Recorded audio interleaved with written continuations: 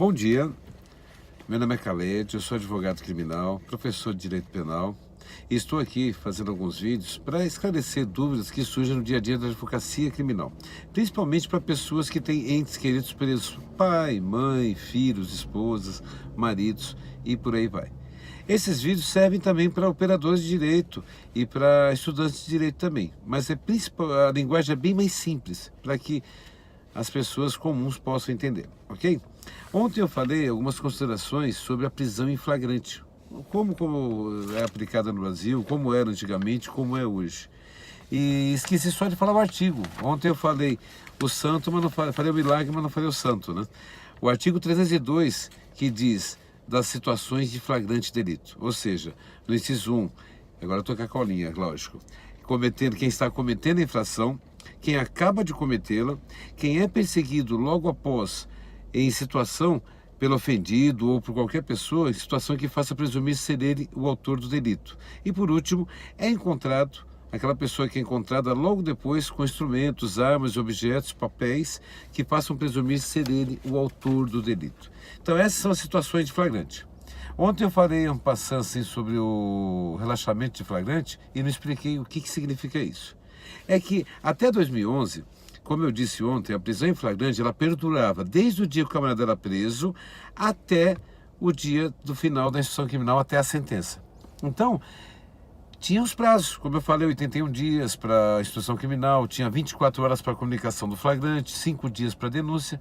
Quando você não tinha esses prazos obedecidos, o relaxamento era imperioso. Então, por exemplo, se em 24 horas a autoridade policial não comunicava ao juiz que o réu estava preso, não dava cópia do flagrante, a gente entrava com habeas corpus contra a autoridade policial. O habeas corpus era feito lá no DIPO mesmo. Quando não havia denúncia, entrava com habeas corpus também, e por aí vai. E quando a prisão é ilegal, quando quem prendeu não poderia ter prendido, quando uma situação que não se caracterizava nessas 4 que eu falei agora, o agente estar cometendo infração, logo após cometê-la, ser pego logo depois com instrumentos, objetos. Então tinha situações que não era flagrante. Tem até, antigamente falava, mata o cara e foge 24 horas e se apresenta, que assim você não está em flagrante.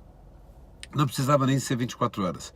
É só você não estar naquelas 4 hipóteses, não ser preso logo depois, não ser pego cometendo essa infração, ser pego depois, mas sem ser sido perseguido. A gente discutia muito isso. Se não houve perseguição policial, a gente relaxava o flagrante. Hoje não. Hoje essas hipóteses acabaram de uma vez. Por quê? Quando chega ao conhecimento do juiz a prisão em flagrante, lá na audiência de custódia, o juiz na hora tem que observar. Se é o caso de relaxar, ele pode até relaxar, mas ele decreta a prisão preventiva, se for o caso. Antigamente não. O juiz relaxava e muito dificilmente decretava-se a prisão preventiva. Hoje não. Hoje o juiz é obrigado ou a soltar ou a decretar a prisão. Em que casos que cabe a prisão?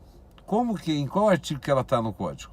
Ela está prevista no artigo 311 e 312 do Código de Processo Penal. Eu vou falar por alto, que eu não nem abri o artigo hoje. A prisão preventiva deve ser decretada para garantia da ordem pública ou garantia da ordem econômica. O que significa isso? Ordem pública. O camarada na cidadezinha matou a pessoa e todo mundo tem medo dele. Então, para garantir a ordem lá, para que ninguém fique com medo de sair de casa, vamos prender o camarada. Garantia da ordem econômica. O sujeito dá um golpe na praça e todo mundo fica à mercê dele e ele não pode ficar solto, senão ele vai continuar dando golpes. Essa é a garantia da ordem pública para garantir as instituições financeiras. E também tem algumas situações, essa é a garantia da ordem pública e da ordem econômica. E tem outras situações que é para garantia da instituição criminal, para que a lei penal seja aplicada e por aí vai, ok? Então hoje não existe mais a prisão em flagrante como antigamente. Hoje ela só perdura por 24 horas. Por isso que todo mundo fica discutindo, doutor, hoje mesmo a cliente falou comigo agora há pouco, falou, doutor, mas não tem excesso de prazo para a sentença? Não tem um prazo para o juiz dar a sentença? Olha, querida, infelizmente está difícil. Nós temos, como eu falei, o juízo lá o mais comum que eu estou sempre no dia a dia, lá de Mogi, o juiz da primeira vara, ele leva 8 meses para dar uma sentença, 1 ano às vezes. Teve um caso que o réu ficou preso 3 anos para ter uma sentença. E vem falar para mim que isso não é excesso de prazo? Pelo amor de Deus. Sabe, vamos aplicar a justiça? Vamos, claro. é ladrão, tem que ser preso. A própria pessoa, quando comete a infração, sabe que vai ser condenada, até confessa, mas quer ter logo a pena. Aí você fica brincando 1 ano, 2 anos, sem saber se vai ser condenado ou não. Vivendo num CDP. Você só pode ser transferido do CDP se você for condenado. Aí fica ruim, né? Então é isso que nós estamos combatendo, é difícil. Eu estou entrando com habeas corpus todos os dias, brigando, mas está difícil.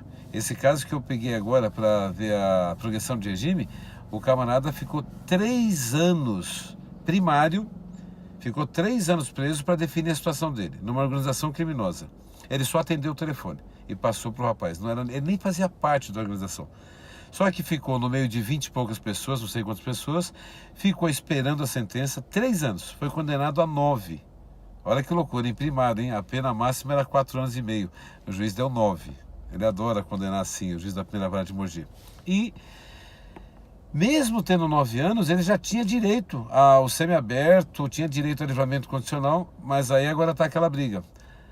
Tem que esperar a execução dele ser formada, foi formada agora, aí eu pedi o semiaberto, o juiz pediu o exame criminológico, porque trata-se de crime grave. Então o coitado já passou do prazo para ir para a rua ou para a colônia, e nós temos que esperar aí a boa vontade da justiça. Por quê? Porque o juiz do primeiro grau demorou 3 anos para condenar. Isso não é constrangimento legal? Eu creio que é. Ok? Então, tem essas nuances da prisão em flagrante aí, da prisão preventiva, que as pessoas precisam entender que a gente até brinca na faculdade, né? O promotor pensa que é Deus, o juiz tem certeza que é Deus. E como é que você vai falar com a entidade, né? Não tem jeito, né? Tá bom?